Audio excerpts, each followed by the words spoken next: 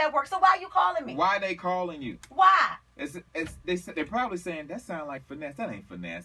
And they want to call you right now saying, is that Finesse Mitchell Finesse? That is terrible. It happened all the time. I'll do the Tom Joyner morning show, and people hear it. They hear it's live. And the phone will be blowing up. And the text message, I hear you right now. I'm like, yeah, let me work. Right. What the hell you calling me? Back to SNL. What was that experience like in the sense of that was just live sketch comedy? Like you had to be on point.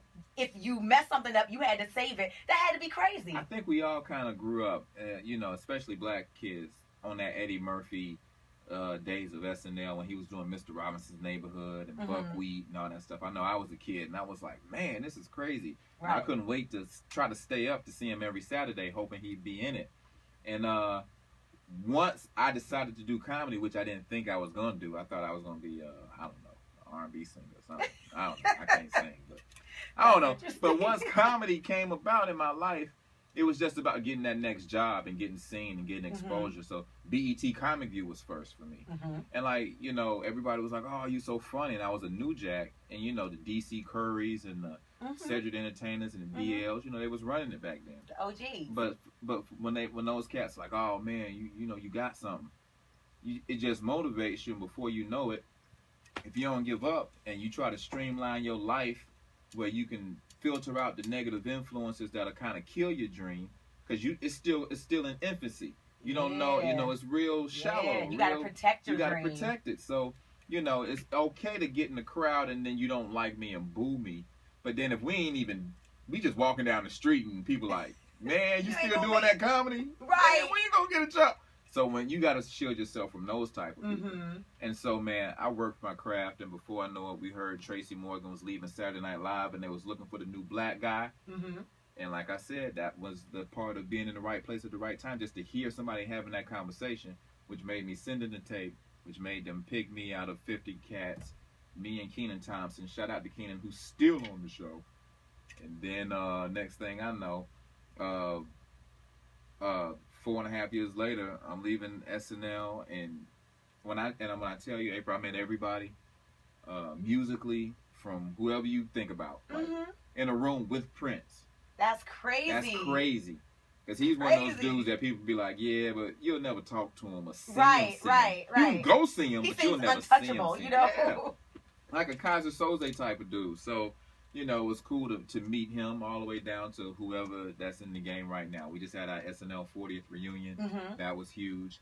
We got a lot of new black faces on that show right now, and that's great. And so, it was a great experience. To this, like when I was at the SNL 40th, true story. I'm at the bar. I hear "Hi, handsome." I turn around. It's Paris Hilton, Kim Kardashian, and Rihanna standing all together. Saying, what did you do with all of that? You think you're going to say something real cool? Like, what's up, ladies? This is exactly what I did. It was so stupid. You see one person, but then as your eye pans. So I saw Paris. I was like, hey. As I looked at everybody. Sounding crazy. That is hilarious. So I blew that. Everybody walked off after that. All right. I want to skip to your book. Yeah. You're an author. Yeah. And you put out a book on relationships, and you give a lot of relationship advice. Tell people about your book, because I know people need it and want to go get it. Absolutely. It's called Your Girlfriends Only Know So Much. It's just basically that no holds barred. It's not even a no holds barred. It's a comedic flair on the real truth and lies. That we start to accept as truth, because you hear them so much, you be like, well, we'll let that one slide. But it's kind of just talking to all my good friends and girlfriends and sisters in the game, because believe it or not, April, you may know what I'm talking about. I don't know, but the harder you grind as a female and the higher you go, that altitude makes it it's real small up there for love. Oh, trust and believe, because I'm single right now. See, that's what I'm saying. saying. I had a conversation with a friend 5 years ago, and I was just talking about my dreams, and I'm not a traditional woman. I'm aggressive. Like, I'm completely totally heterosexual, love me some men, but my behavior is somewhat like that of a man because of the industry that I'm in. You got to be tough. You got to go for what you want.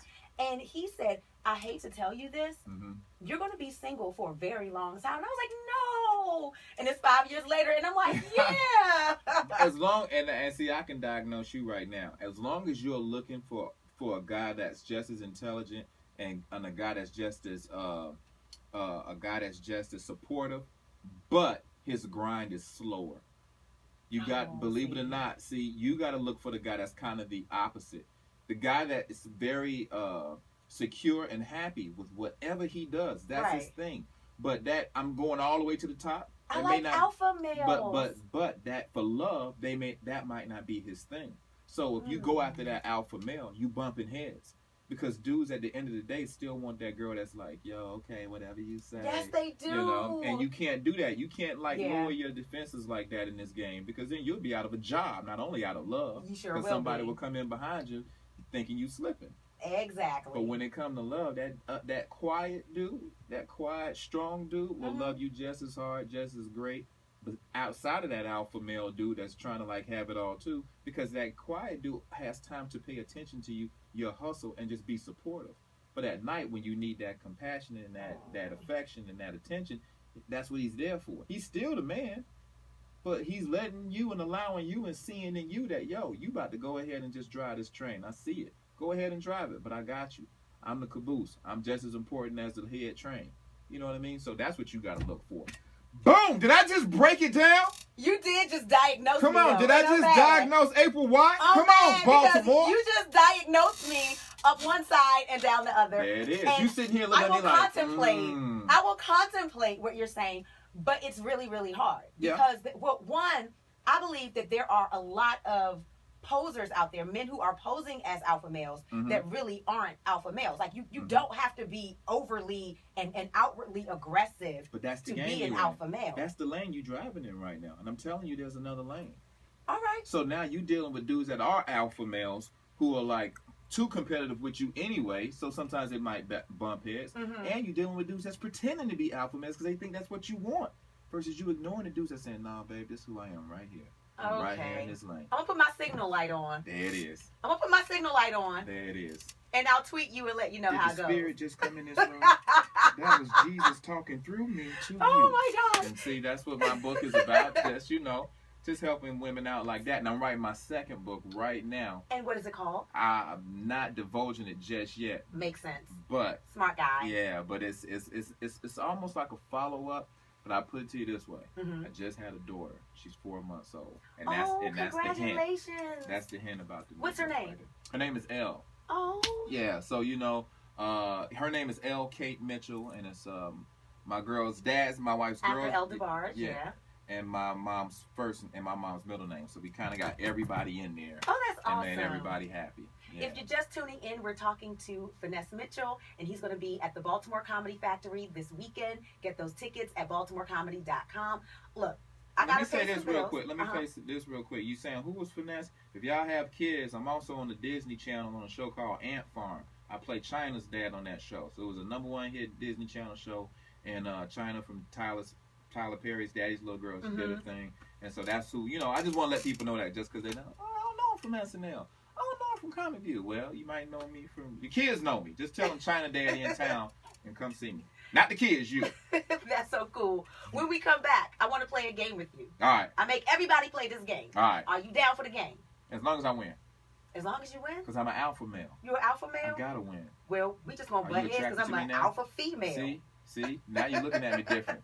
See? Anyway, gleaming her eye. When we come back, we're going to play WWFD, What Would Finesse Do? On Magic 95.9. Boom.